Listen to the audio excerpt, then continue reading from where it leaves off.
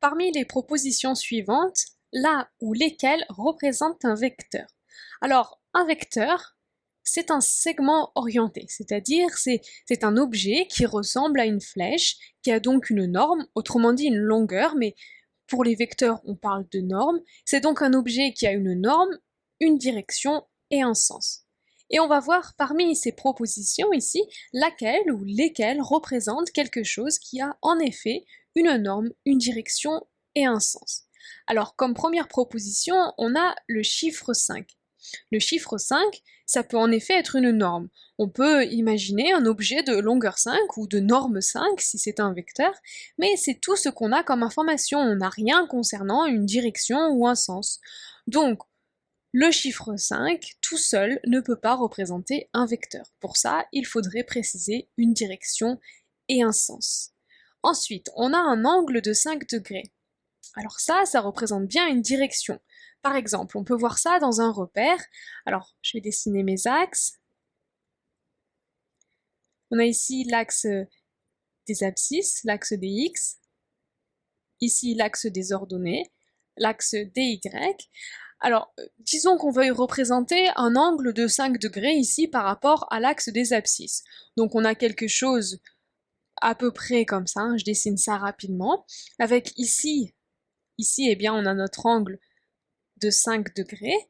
Alors on a en effet une information sur la direction, on voit bien l'inclinaison du segment que je viens de dessiner, par contre on n'a rien sur le sens ni sur la norme, on ne sait pas où positionner la pointe de la flèche, de ce côté ou de ce côté, et on ne sait pas non plus de combien la flèche nous permet de nous déplacer. Donc cette deuxième proposition nous donne en effet une direction, mais pas un sens ni une norme, donc ce n'est pas un vecteur. Ensuite, on a le point de coordonnées 5, 5. Eh bien, on va voir ce que ça nous donne si on place ça dans un repère. Alors, je dessine à nouveau mes axes. Ici, on a l'axe des X, l'axe des Y. Alors, pour placer le point de coordonnées 5, 5, eh bien, on va jusqu'à 5 sur l'axe des abscisses. Donc, 1, 2, 3, 4, 5, et on va jusqu'à 5 sur l'axe des ordonnées. Donc 1, 2, 3, 4, 5. Et donc voilà ici le point de coordonnées 5, 5. Et on peut facilement imaginer que c'est le point d'arrivée du vecteur qui part de l'origine du repère et qui va donc jusqu'à ce point-là. Alors, on a en effet une norme puisque l'on se déplace du point de coordonnées 0, 0, l'origine du repère, au point de coordonnées 5, 5.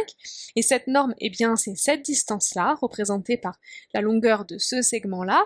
On peut facilement la calculer à l'aide du théorème de Pythagore.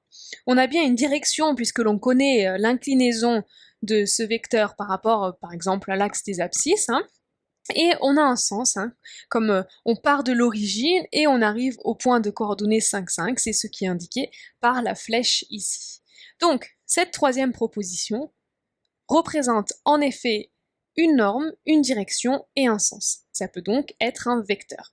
Et enfin, on a le résultat de l'addition 5 plus 5. 5 plus 5, c'est égal à 10, c'est un nombre. Et exactement comme pour le chiffre 5 de la première proposition, ça pourrait être une norme, mais ça ne nous indique rien quant au sens ou à la direction.